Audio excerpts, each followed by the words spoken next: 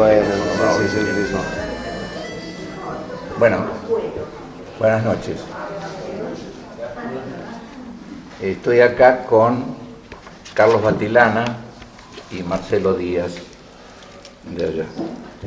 El que va a hablar en primer término es Carlos, que es docente acá en la Facultad de Filosofía y Letras de la UBA, escritor y poeta, ensayista, en fin, con bastantes textos publicados. Bueno, gracias. ¿Agarro esto? No. Gracias. No puedo Comenzamos a leer el volumen Nue Cargue de Hijo a Padre, 1920. Un poco más. ¿Más fuerte? O sea que no funciona esto. Perdón, estoy medio... No está funcionando, creo. No. ¿Está prendido? Está prendido. Acá. Hola, ¿funciona? Ahí sí. Ahora sí. Hola, ¿funciona? Bueno. Voy a tratar de elevar la voz. Comenzamos a leer el volumen Nue Cargue de Hijo a Padre, 1929-1960. El tomo 6 del libro de la misma llama. Lo primero que pensamos es sortear una serie de obstáculos. ¿Qué indica ese título? ¿Es el indicio topográfico de 3 ciudades? 9 de Julio, Carmelo y Buenos Aires.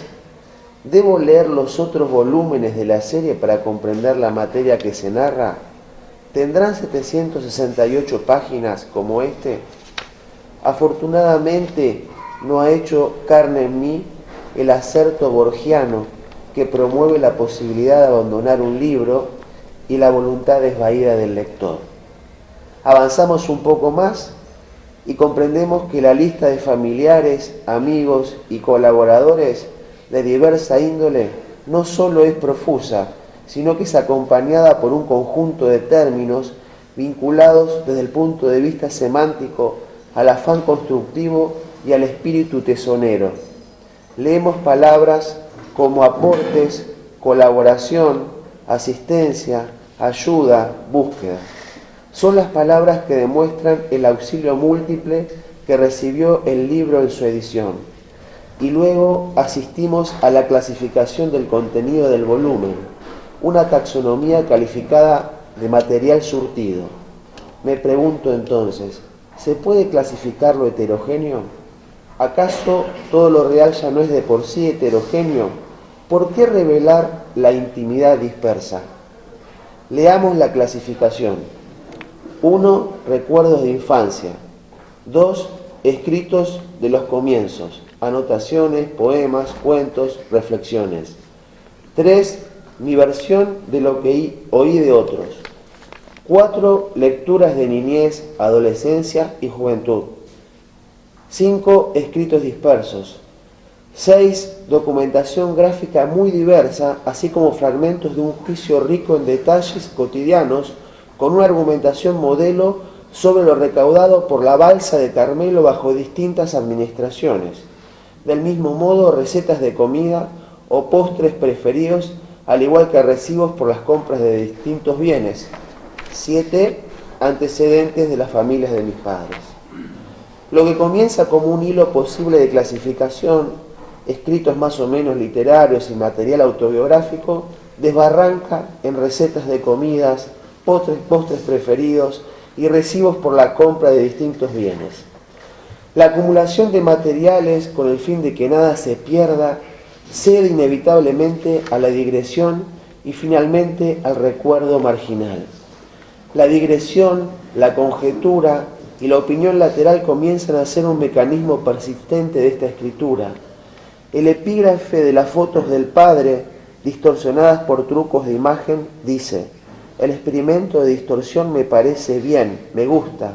Ignoro si mi madre se negó o no le dieron la oportunidad. Las fotos de la etapa infantil parecen seguir un patrón autobiográfico firme, pero luego se nota otra vez el desvío. Por ejemplo, aparecen los daguerrotipos de unos atletas. El lector se pregunta, ¿y esto? Así dice el epígrafe: héroes del atletismo de mis hermanos adolescentes, Roger Ceballos, destacado mediofondista y un forzudo campeón en el lanzamiento de la bala. Como vemos, las referencias conducen a otros universos mediadas por una leve ironía que recorta la mirada del enunciador. El libro de Darío Cantón contiene algunas confesiones que acaso ayuden a comprender no solo la naturaleza del texto, sino sobre todo el tipo de empresa en que se ha embarcado el autor, individuo, conjeturamos, de un carácter fuerte, lleno de energía, y que recuerda a los personajes de Verne, tan afectos de emprender proyectos imposibles. Leo, entre otras frases análogas, en Aventuras de 3 rusos y 3 ingleses en el África Austral, del autor francés. A nosotros nos importa no dejar sin concluir la empresa que hemos acometido. Voy al texto de Cantón y leo. Se me puede considerar un buen secretario de actas, alguien que da cuenta de lo que sucedió y se dijo en alguna ocasión. Entonces pensamos que el sujeto que enuncia este texto tiene un afán, registrar todo lo que pasó sin desfallecer en la empresa que se propuso. Pero más adelante agrega una nota que vuelve inaferrable un sentido fijo, aunque persista la pasión omnímoda del autor. Espero no haber cometido errores de importancia. Reservo desde ya lugar en el último tomo para rectificaciones. Por lo tanto, esta escritura pretende aprehender lo que acaeció, pero luego vacilamos porque desliza la sombra de una duda. ¿Acaso haya detalles en parte inexactos?, dice el autor. Es decir, la escritura aparece como una perpetua corrección que no desfallece en el afán por inventariar las diferencias y similitudes entre los múltiples hoy y los no menos diversos ayeres. Pero a su vez reconoce una posible falla de origen, la posibilidad del error. Recuerdo un libro de Álvar Núñez Cabeza de Vaca, Naufragios. El autor escribe lo que se denomina una relación, género reservado para aquellos individuos que debían dar cuenta a la corona de sus logros en tierras extrañas. Lo paradójico del libro de Cabeza de Vaca es que su estadía en territorios desconocidos por el lapso de aproximadamente 10 años, en lo que actualmente es el sur de Estados Unidos y el territorio mexicano, no tiene más logros que la propia escritura como única donación a la corona. Ni hablar de tierras ganadas a los aborígenes, ni de tesoros, ni de una evangelización sistematizada. Como lo revela el título, el texto narra la historia de un naufragio y de un viaje que se inicia tan al revés. La escritura, sin embargo, parece preservar los hechos ocurridos y nos habla secretamente de otro viaje paralelo, el viaje íntimo de un yo en relación con los otros, el pasaje que comprende la transformación de la mirada. El autor debe justificar ante la corona el mérito de haber recorrido por mucho tiempo tierras lejanas sin haber conquistado siquiera un pedazo de tierra. El único obsequio que tiene para ofrecer es su cuerpo averiado y su escritura para disimular la inutilidad de la expedición. La escritura entonces se torna el intento inconmensurable de aprender la experiencia de los días pretéritos y de registrar los infortunios y las adversidades de la expedición. Como si el agua se le escapara por todas las endijas del texto, Naufragios naufraga desde el comienzo, pero aún así se intenta la empresa, escribir y ofrecer performativamente ese acto que desde el punto de vista práctico es nada y que desde el punto de vista personal se vuelve un acto que se justifica a sí mismo. Darío Cantón tiene un proyecto inconmensurable. Su horizonte en cierta medida es lo imposible y su obsesión es no dar por perdido ni los restos, ni las escorias, ni la energía desperdigada. Por algún motivo que puede buscarse en la devoción por el instante irrepetible, todo acto de enunciación, en el caso de Cantón, se vuelve particularmente testamentario. Es cierto que en el mismo instante que alguien dice yo, su evocación es al mismo tiempo un acto de defunción del tiempo, pues recuerda como telón de fondo la fugacidad de toda acción y de todo intento. ¿Cómo hacer de los restos, de la dispersión, de los signos e íconos plasmados en un papel, un mapa que los salve del olvido? Nos preguntamos, presumiendo la ansiedad y el sobresalto del sujeto que enuncia, si lo que se propone Cantón no será en definitiva la escritura de un mapa infinito que contenga también el olvido, la distracción, aquello que está fuera del foco de la cámara. El primer romanticismo, a través de Novalis, atribuye a la poesía la función de representar lo irrepresentable. El carácter sintagmático de la escritura, según esta perspectiva, sería capaz de aprehender lo que presumimos simultáneo. La paradoja de la poesía sería poder registrar en la dimensión temporal una dimensión absoluta, atemporal. Cantón lo que se propone es dar cuenta de una totalidad material, plagada de objetos y acontecimientos en términos materiales. La ambición tiene algo de desatino romántico, pues es un intento por desplegar todas las posibilidades de la escritura con el fin de apresarlos y la intención de dar cuenta de un tiempo imposible. Como toda experiencia, la del autor es múltiple, heteróclita y variada. Al igual que un niño malcriado que no se arrepiente de emprender cosas imposibles, Cantón se niega a desechar el tiempo, es decir, el recuerdo, y lo intenta cubrir de escritura y de múltiples versiones que emanan de ella. No registrar solamente el tiempo, sino acompañarlo en su misteriosa expansión requiere de alguna fe. El autor lo sabe, pero también sabe que las palabras no son signos asépticos que se limitan a registrar el tiempo perdido, sino el indicio o la reliquia manifiesta de que una experiencia aconteció. Muchas gracias.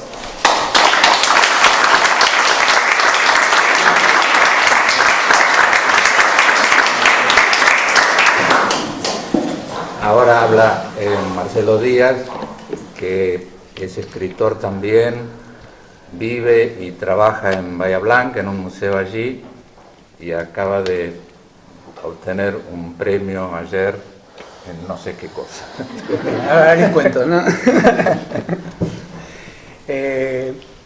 Bueno, como decía Darío, yo trabajo en un museo en Bahía Blanca, el museo es Ferro White. Y bueno, yo debo confesar que carezco de distancia crítica al abordar este tipo de libros, ¿no? Tengo los otros tomos que en su momento me envió Darío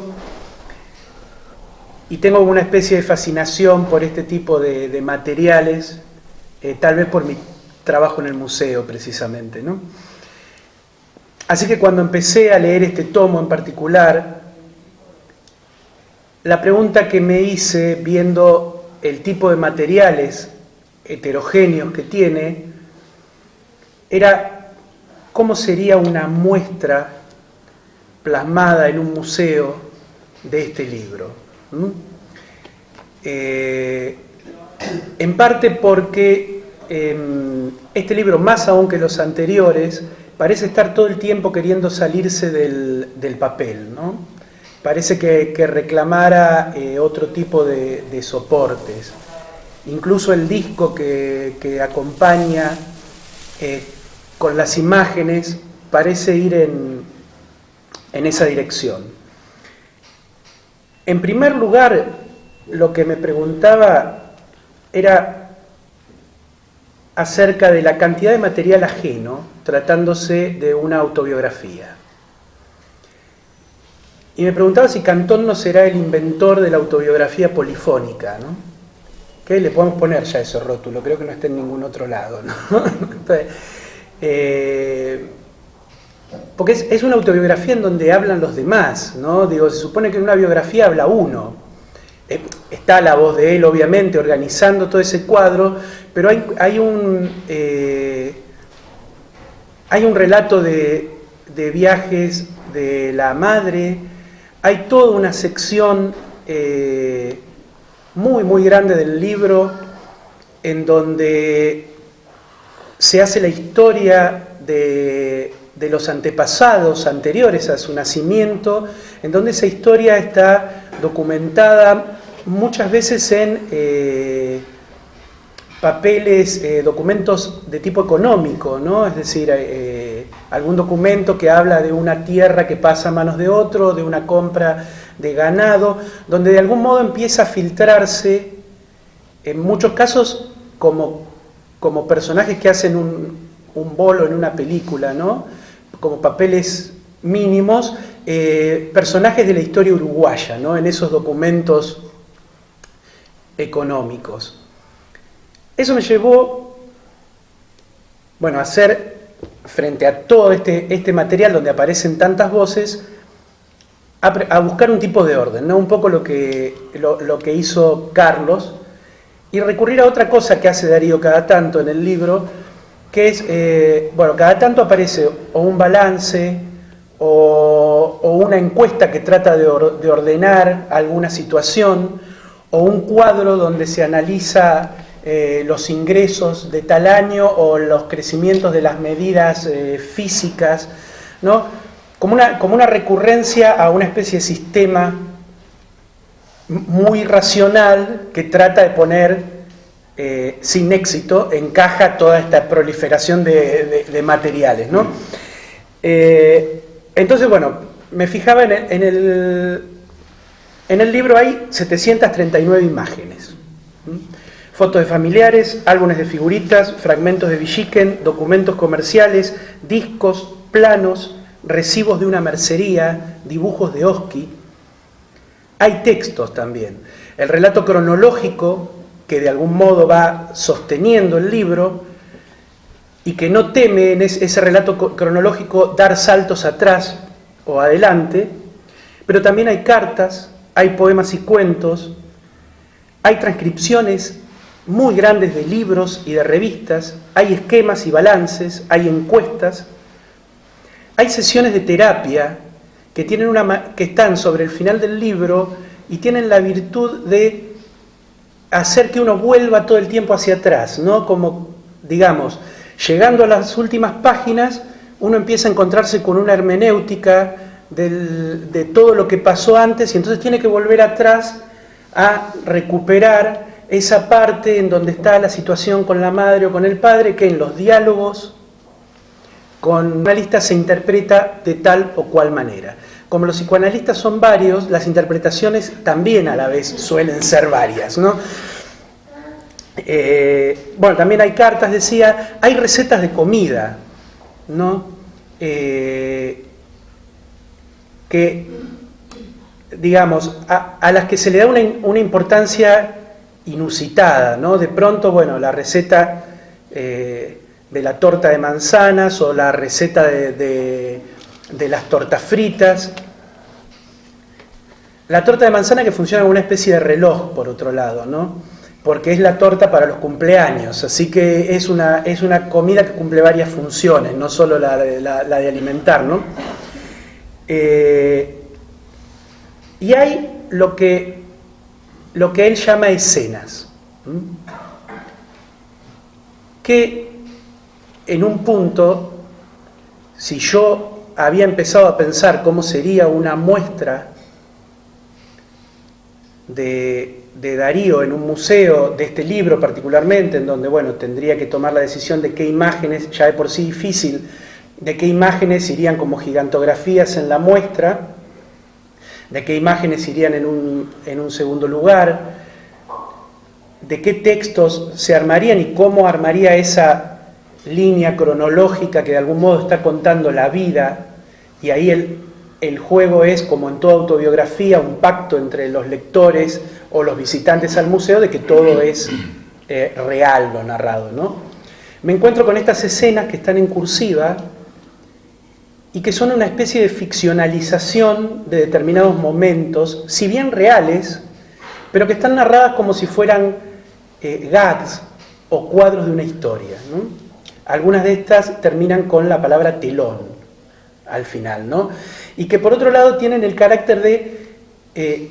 son como una construcción de una especie de antihéroe, que hacen una especie de apología del fracaso, algunas de ellas, ¿no? Es una especie de héroe del fracaso el que aparece acá, ¿no? Donde las cosas le pasan y queda un poco atónito, y que está exagerado eso, ¿no? Sobre todo con la seguridad con la que avanza en algunas otras partes del libro, ¿no? Donde él mismo dice: soy una persona que no puede parar de hacer cosas, y bueno, Gittrick le reconoce en una carta esa decisión que él tiene, y acá en estos cuadros aparece casi como un personaje de historieta por momentos, ¿no?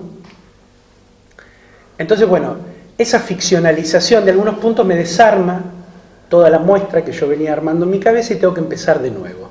Y digo, ¿por dónde empiezo? Empiezo por un par de anécdotas. Una es la escena en la que al pequeño Darío Cantón le dicen 4 ojos y que es una especie de humillación que lo acompaña toda la vida. Y la otra escena en la que lee durante mucho tiempo, anotando qué cantidad de horas para informarle a la madre, solo con el ojo derecho.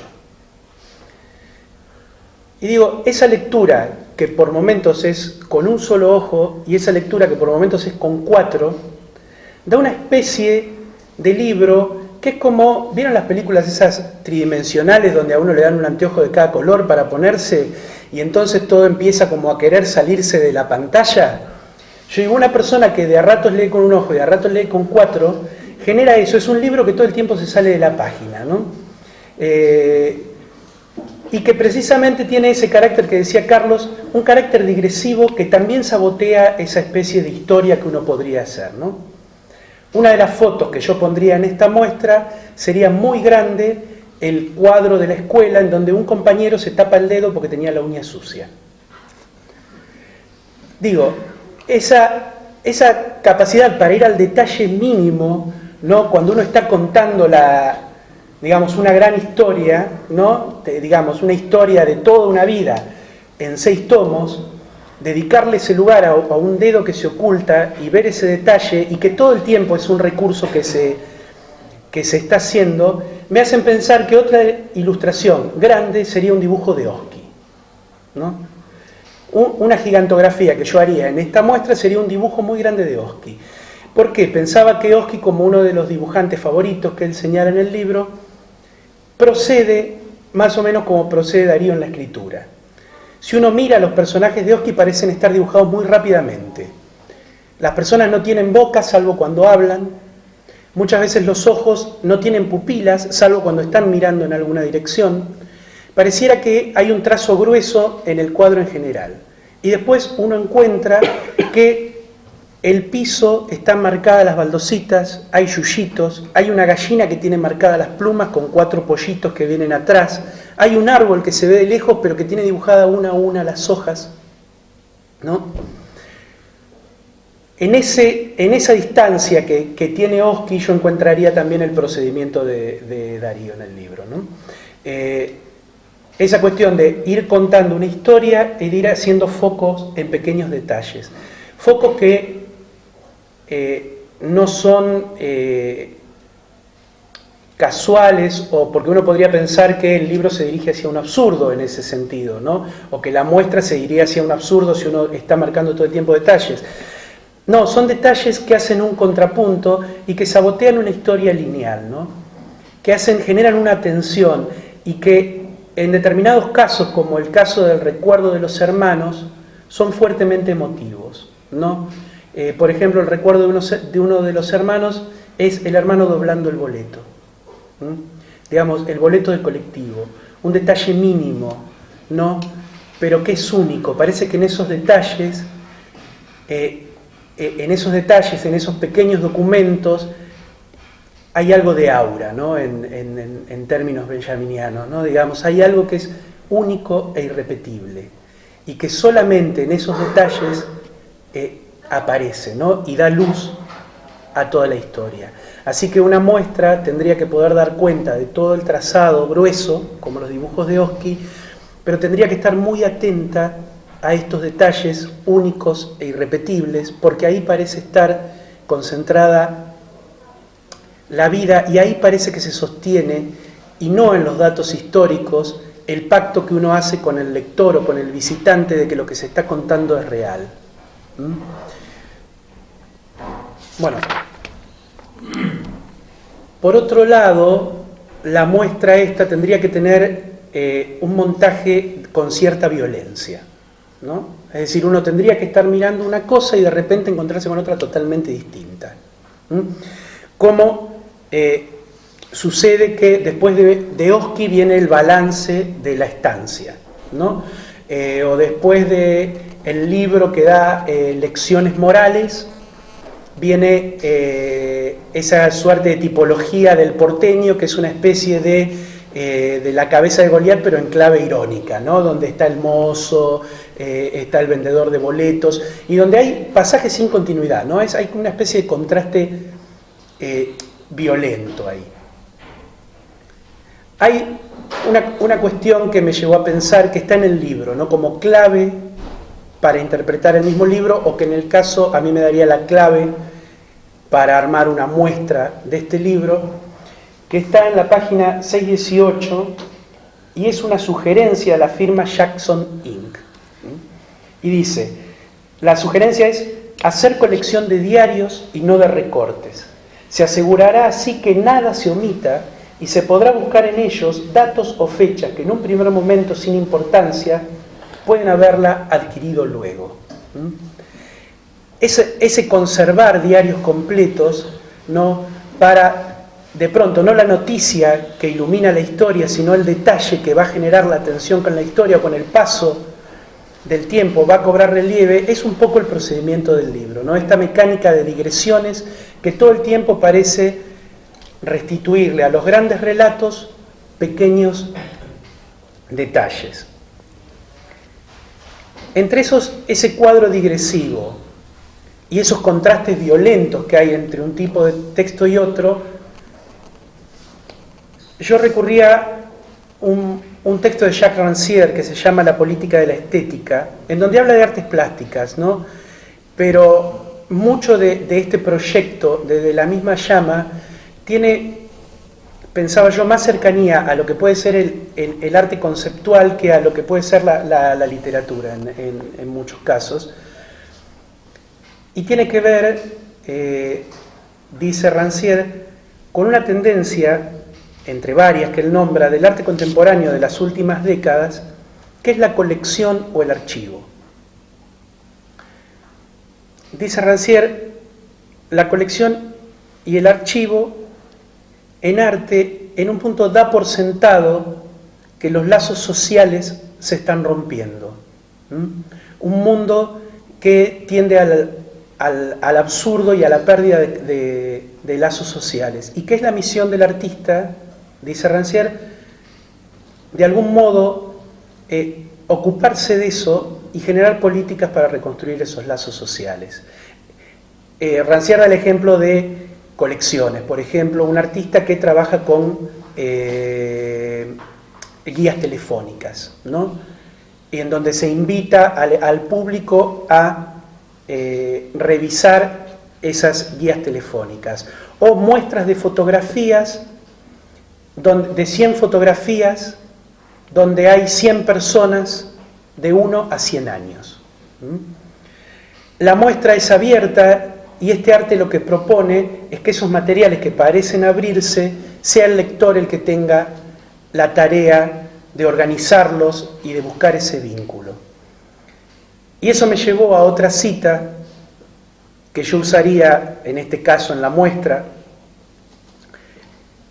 y con la que quiero terminar, que es una cita de Michel de Certeau del libro La invención de lo cotidiano, y que es precisamente el vínculo entre historia personal e historia, o el gran relato histórico, y que tiene que ver precisamente con esto que decía Rancière de los lazos sociales.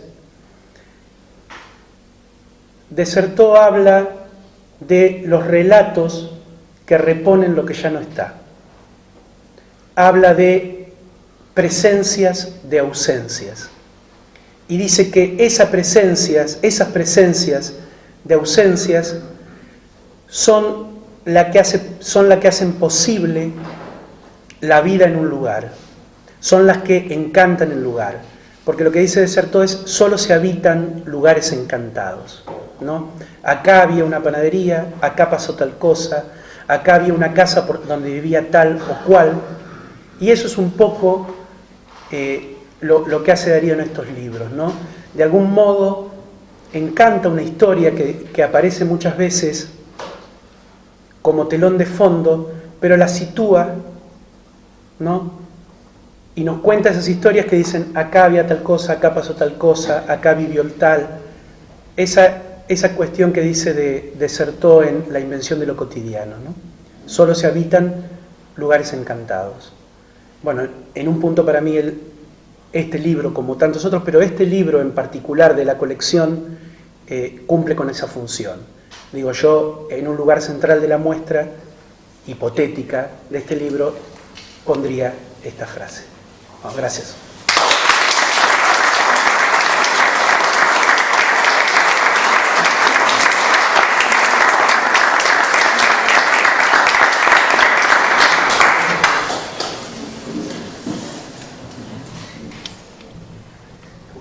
Empiezo por agradecer mucho a dos presentadores muy inteligentes que hemos escuchado esta noche.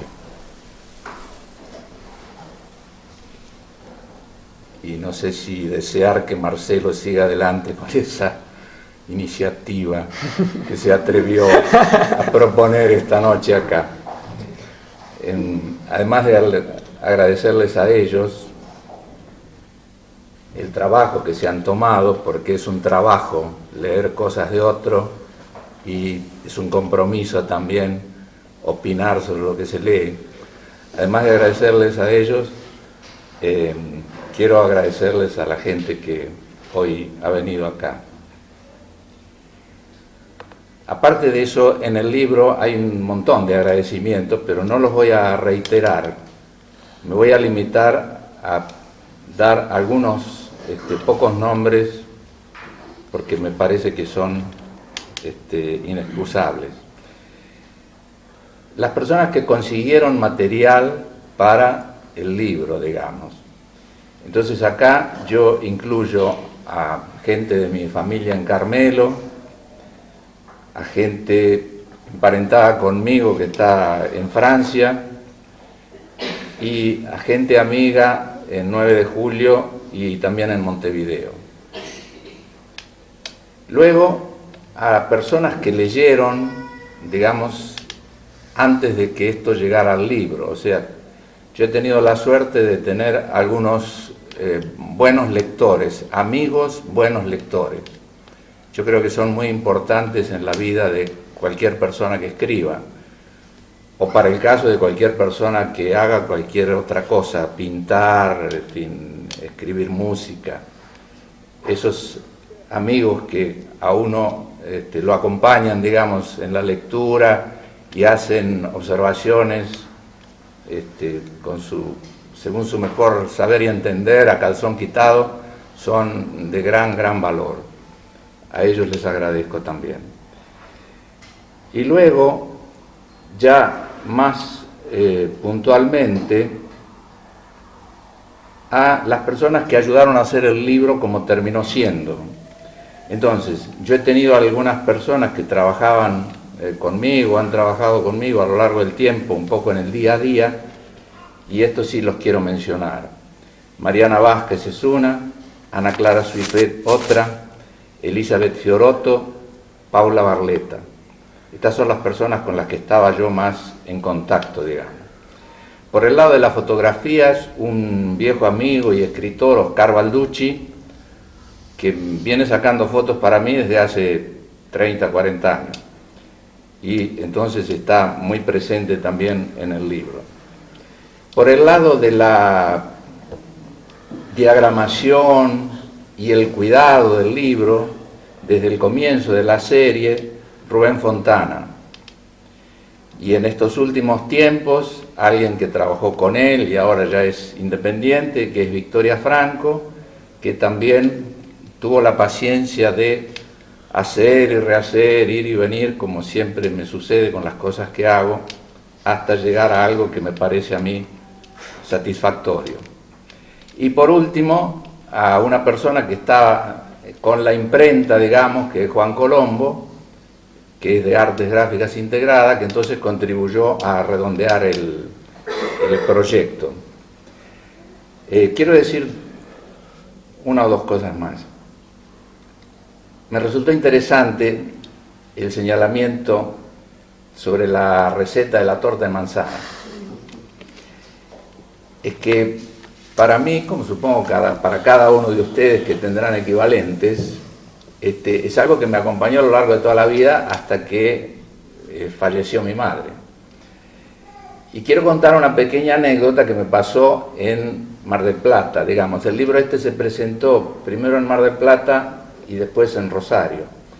Y yo lo hice así porque he tenido la suerte, con los tomos anteriores, de tener algunos buenos presentadores. Gente que se tomó el trabajo de leer y opinó, a mi juicio, digo, con ecuanimidad y diciendo lo que les parecía. Entonces, idealmente para mí, yo hubiera querido tener una presentación acá en Buenos Aires con alguna de esas personas que antes habían opinado sobre el libro, pero eso hubiera llevado a hacer una especie de mesa muy grande, con mucha gente, además forzándolos a venir acá. Entonces ahora cambié la mecánica y me fui a Mar del Plata, porque allí había algunas personas que eran de quienes me interesaba oír qué pensaban de cómo seguía el trabajo, y también fui a Rosario con el mismo motivo. Cuando fui a Mar del Plata, uno de los presentadores me invitó a cenar a su casa después de la presentación. Él hacía empanadas y me quería mostrar cómo eran muy ricas. Y después de las empanadas vino un postre. ¿Cuál era el postre? La torta de manzana. O sea, esta gente había tenido la delicadeza, la mujer de este muchacho, había tenido la delicadeza de hacer una torta de manzana para homenajearme, digamos, ¿no? Y además me dijo, o me dijeron, que era la segunda, habían hecho una de prueba unos días anteriores. Bueno, yo tengo muchas cosas para agradecer en realidad, porque este es un tomo muy especial. Como algunos de ustedes saben, la redacción, y se dice allí, la redacción inicial del trabajo fue hecha hace 20 años, a lo largo de 4 años, o sea, entre 1986 y 1989 fue la redacción inicial. El hecho de que no lo pudiera imprimir, porque era una exageración, digamos, lo que tenía para ofrecer, llevó a que solo bastante más tarde pudiera empezar a concretar la impresión del trabajo. El hecho entonces es que el último tomo, del 80 al 89, ahora estoy pensando que lo voy a traer lo más posible hasta el presente. Pero además, este tomo en particular, por la circunstancia de que al hacer Osvaldo Aguirre, un escritor y periodista rosarino, o que trabaja en Rosario, un comentario en Radar, el suplemento de Página 12, esa colaboración que él publicó llevó a que se pusieran en contacto conmigo 2 personas que eran parientes, una en Bahía Blanca, a la que todavía no he conocido personalmente, y esa persona me dio el contacto con una pariente en Francia, y esta pariente en Francia me mandó muchos materiales que anduvo buscando en archivos y fotos que sacó. Entonces todo eso dilató mucho y amplió mucho el volumen o por lo menos la redacción original. Bueno, no tengo mucho más, no sé si alguien tiene ganas de preguntarle algo a ellos o a mí.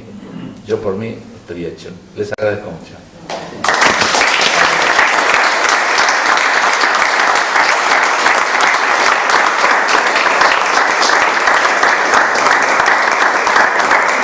Hay algo para tomar y comer. Ah, no, alguien sí, digan a alguien. Un comentario suscitado por los comentarios. A ver, sí. De Marcelo Díaz. Como que me generó un esquema que no había tenido nunca para leer los libros de Cantón. Cantón publicó hace unos años un libro de poesía que, si no me equivoco, se llamaba Poamorio, que lo había diseñado él con Juan Andrade, que fue un gran diseñador y en ese libro se comenzaba, supóngase, por el poema 18, 19, y recién se llegaba a los primeros poemas al final. Entonces, yo pienso, eso tiene que ver con algo que ha venido haciendo Darío, le pregunto si es verdad, y que sugirió Marcelo Díaz, que quiere abolir una dimensión importante, ¿no? Que es esta del tiempo lineal, por lo visto. Ahora, eso tiene muchos efectos para la lectura del libro y para el escritor del libro, porque uno no llega al final. Y esto es bastante importante cuando uno tiene muchos años.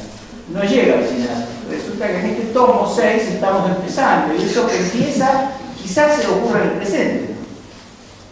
Y la otra dimensión que me pareció que está abolida allí, y esto es más claro, y yo no lo tenía claro, es la de las prioridades. No hay cosas importantes y menos importantes.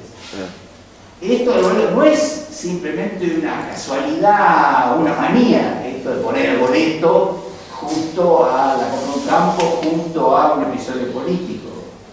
Es porque la única forma de vivir una vida es vivirla entre detalles y cosas importantes. Y dejar los detalles de lado es al mismo tiempo dejar mucho del sentido de esa vida.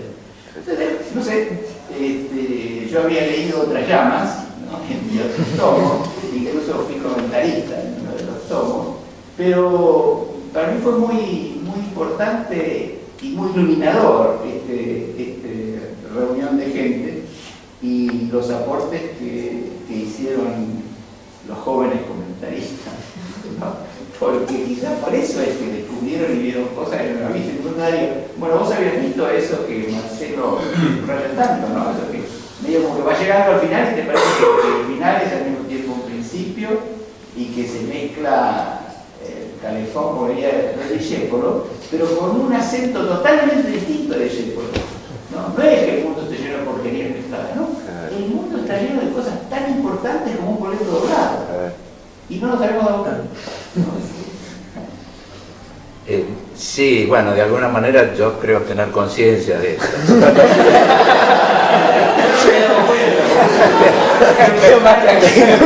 Debo confesarlo. Pero está bien.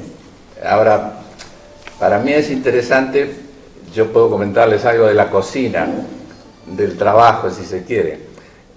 Yo generalmente trato de ir más allá todavía y siempre tropiezo con limitaciones porque me tengo que valer de la ayuda de otros que no siempre pueden o quieren o tienen el tiempo suficiente. Por ejemplo, una de mis grandes curiosidades fue cuando yo vi lo de la compra de un campo allí en la campiña uruguaya hacia 1830 y algo, al comienzo de la década de 1830. Yo me puse en contacto con gente en Montevideo, a la que no conozco personalmente, por carta, para preguntarles cómo era que alguien en esa época, en ese lugar, compraba un campo, si no había nadie antes. Digo, fue el primero que llegó. Y después, por supuesto, no tuve respuesta. Y después, por supuesto, el valor de las cosas y la serie de precios que conseguí arranca recién en 1860. Así que yo para 1830 o antes no puedo saber nada. Bueno, preguntas como esta que me llevan, por ejemplo, los jugadores de fútbol que aparecen en el álbum ese, ¿no? Yo me dirigí a la Asociación del Fútbol Uruguayo, a parientes que tengo en Montevideo, no conseguí nada. Yo quería saber de qué año exactamente eran esos jugadores, cuál había sido su carrera profesional, amateur o lo que sea. Pero bueno, tampoco conseguí nada. Bueno, como esta, hay muchísimas intentos, digamos, de poder saber algo más sobre eso. Y voy a dar un ejemplo que creo que tiene que ver con algo de lo que vos dijiste, lo que también apuntaba Marcelo y también Carlos. En el cuaderno escolar que aparece, está escrito por la que entonces era mi maestra, día tal, ella escribe con una pluma cucharita seguramente. Y yo tenía curiosidad, lo he dicho en el libro, por saber cómo escribía los acentos esta mujer. Entonces, gracias a Rubén Fontana, me conecté con alguien que tampoco conozco para tratar de establecer cómo estaba hecho ese acento, si de arriba para abajo o de abajo para arriba. Porque lo cito en el libro, para los que no lo van a leer, María Moliner, la gran española, autora del diccionario, no sé qué, define la tilde, el tilde, como aquello que se hace de arriba hacia abajo. Lo cual es una limitación, porque lo único que importa es que esté el acento, y se puede hacer así o así. ¿Está claro? Bueno, entonces yo señalo que esto es una limitación de María Moliner a hacer su definición. Y esto para mí tiene importancia porque, como cuento también en el libro, yo tomé conciencia de cómo hacía los acentos un día que en una clase yo pasé al pizarrón, era una clase de griego en la Facultad de Filosofía y Letras, y traduje una frase que habían puesto el profesor. Y cuando bajé, alguien me dice, una persona excelente, lingüista, Jorge Suárez, que ya no vive, me dice, sonriéndose, che, pero vos hacés los acentos al revés, ¿no? Y yo no tenía conciencia del tema, digo, los hacía, yo qué sé. Siempre fuiste al revés. Bueno, por eso lo de hacer mal y la mesa, yo creo que está presente. Bueno, entonces yo quería saber, la idea mía era, bueno, o esto me lo enseñó mi maestra o es rasgo mío. Entonces, bueno, con la persona esta experta, según el dictamen, no, mi maestra hacía el acento así, de arriba hacia abajo. Ergo, este ha sido un rasgo mío. Debo concluir. Bueno, entonces, hay muchas cosas. Y puedo terminar con una, pero... Sí, puedo terminar con una, así después. Que este es un fracaso, y ya que se habló de fracaso. Y es un fracaso mío, personal, digo, terrible. Cuando yo salí de 9 de julio, yo tenía 5 años o poco más.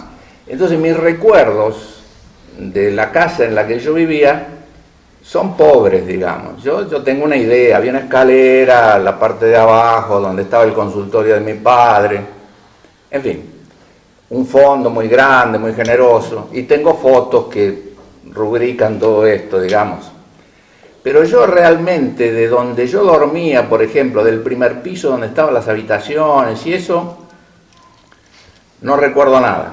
La gente que está por acá de psicología a lo mejor algo sospechará, pero bueno, yo no recuerdo nada. El tema es que, como este era el caso, yo cuando estaba con esto hace unos 20 años, le pedí a un hermano mío, que me llevaba 10 años, que por favor me hiciera un plano de la casa. Porque yo he incluido los planos de las otras casas, por ejemplo de Carmelo lo hice yo, y de acá de la casa en la que yo viví con mis padres ahí en Congreso, bueno, lo conseguí, el plano oficial, por así decir, pero en mi casa de 9 de julio, la casa natal, yo no me acordaba nada. Mi hermano, que era muy industrioso y siempre hacía pata a lo que yo le proponía, me dijo, sí, cómo no. Unos días después me dice, tomá, acá lo tenés. Ahora, ¿qué había hecho mi hermano? Había hecho una cosa más bien tridimensional, o sea, había hecho la planta baja, había hecho la escalera y había hecho el primer piso. ¿Se entiende? Una reproducción perfecta. Yo lo miré, el momento fatal, yo lo miré y no sé, no lo miré con detenimiento, vi lo que había hecho, no sé qué, estaría apurado, no sé. Y le digo, che, ¿por qué no me lo haces? No lo voy a poder usar así. ¿Por qué no me lo haces plano? Para que yo lo pueda poner en un libro. Y se lo dejé. Nunca más lo vi al plano, mi hermano seguramente habrá pensado, pucha, este bobo lo habrá tirado.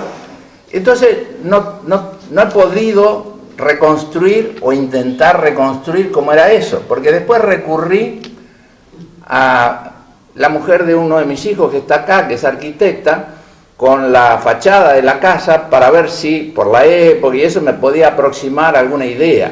Porque he conseguido los planos con la municipalidad, pero no está el detalle de las habitaciones arriba. Mi gran curiosidad es saber dónde dormía yo. ¿Se entiende? Pero bueno, esto ya no va a poder ser. He pensado en la alternativa, debo ser honesto, a lo mejor alguien acá me sugiere algo. Ya lo intenté hace varios años con Hernán Kesselman, pero no encontró nada que me pudiera sugerir. Que es recurrir a la hipnosis como modo de intentar rastrear. Darío, Bueno, ¿sabes sí. por qué hacían los acentos de abajo para arriba vos? ¿Por qué? Porque tenía miedo si los hacías de arriba para abajo, más acertar en la letra. Y puede ser, pero yo pensé que eso era lo que me había enseñado mi maestra. Yo pensé que eso era lo que me había enseñado mi maestra, muy sabia, pero no. Esta es una interpretación, muy buena. A ver. Yo voy a dejar para otro momento un desagravio de María Molina, de tu maestra, porque creo que la posición de que lo que importa es el resultado y no el proceso es un pragmatismo sólido que te deshonra. Creo que hay algo en el efecto que tiene la huella de lo que lo creó, del trabajo, y la tilde, como Dios manda, debe llover, caer sobre aquello que enfatiza y no ascender y volatilizarse. Pero digamos, vamos a hacer un debate sobre eso. Es que nos acabamos de enterar por tu información que el proyecto del último volumen va a tratar de dispararse hacia el presente. Sería imposible porque mientras tanto el presente sigue disparándose. Lo cual me recuerda a la famosa paradoja de Tristram Shandy, digamos, construida lógicamente por Bertrand Russell y recordada oportunamente por Borges, ¿no? Rápidamente, Tristram Shandy empieza su autobiografía, tarda un año en escribir el primer día de su vida, y entonces abandona la empresa por imposible. Entonces el comentario es: en el infinito, la cantidad de días de su vida, la cantidad de años de la escritura, no son dimensiones mayores y se terminan uniendo como las paralelas. De manera que tu actitud de perseguir la vida que se dispara en el volumen te garantiza una enorme longevidad. Como todos los que admiran a ciertas personas que desean, como particularmente ídolos, no terminan nunca, parece que es el caso de los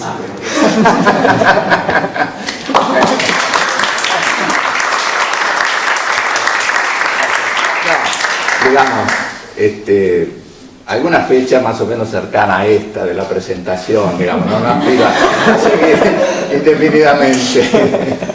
Quizá el bicentenario, una buena meta. Faltan las correcciones también. Sí, faltan las correcciones, es verdad.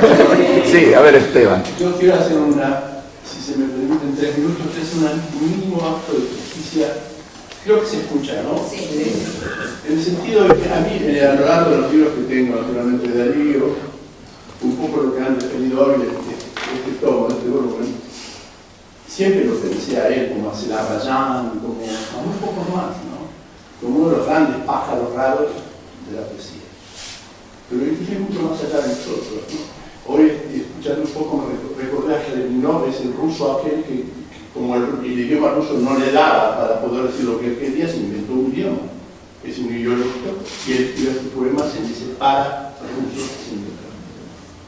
O esa locura maravillosa de Felisberto, que quería resolver ese dilema inmenso, que no es la página en blanco, sino el tiempo o el espacio que va del momento de concebir al acto de escribir. Entonces se inventó una taquigrafía para sí, con un resultado trágico. Hay una muy buena parte de su obra que nadie jamás va a poder leer, porque hay símbolos que él agregó a los de la taquigrafía clásica que solamente los sabía él, por lo tanto no se sabe o escribió en ese símbolo. Creo que estos son los grandes desesperados de la literatura, y creo que Darío es esto, que Darío vuela muy alto en ese sentido, o sea, se arriesgó a volar mucho más allá de los géneros tradicionales, se desgeneró, lo cual es muy hermoso. Tiempo es el tiempo de la desgeneración. No lo digo en el sentido pecaminoso, sino en el sentido del rompimiento, de la fragmentación. Y creo que en el fondo es una gran lucha contra el tiempo, ¿no? Y que este es el gran documento de él. Y cuando uno oye sonar así, no diría perversamente que todo esto es muy pelotudo, lo argentino, pero cuando uno oye sonar nombres como Narovsky, no sé, los aforismos Narovsky, ¿no? En esta Argentina, así, ¿no? Y que Cantón sea para un círculo, para esto, no sé cuántos somos esta noche hoy aquí, cuando es un acontecimiento de la literatura argentina que exista él y su obra. Por lo tanto, quería decir esto nada más. Bueno, muchas gracias, Esteban. Quiero agregar dos cosas más. Acá hubiera estado una tercera persona, que es un gran amigo, que vive en París y que iba a venir para estas fechas con motivo de otro hecho o circunstancia por la que tenía que venir. Como eso no se pudo concretar, entonces él se quedó allá, pero mandó un texto. Ese texto lo vamos a distribuir entre ustedes. Y hay también una mínima tarjetita